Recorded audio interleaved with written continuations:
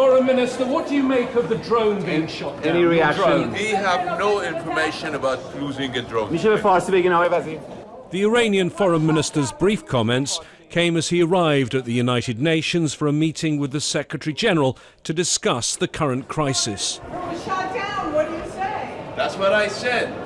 We have no information about having lost a drone today. Mohammed Javad Zarif has spent the week in New York, his movements while here severely limited by unprecedented visa restrictions imposed by the US. He's here to get his country's case heard, but the storm engulfing his nation has only worsened during his visit. In his meeting with the Secretary-General, they will have discussed the growing military presence and the threats to the freedom of navigation in the Gulf. But the situation is extremely sensitive. Zarif avoided reporters at the end of the meeting, and the Secretary-General was most guarded. It was a very interesting meeting. One of the US's strongest supporters in its confrontation with Iran is Saudi Arabia. Its ambassador was also addressing reporters at the UN.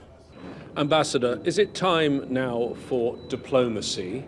And if so, what form should that diplomacy take? It's always time for diplomacy. We are always ready for diplomacy, but diplomacy needs a common ground. And the common ground is based on international law and based on international conventions, which include non-interference in other countries' affairs. Privately, diplomats will tell you they're increasingly concerned. The military build-up in the Gulf continues. With it comes the growing risk of miscalculation and escalation. James Bays, Al Jazeera, at the United Nations.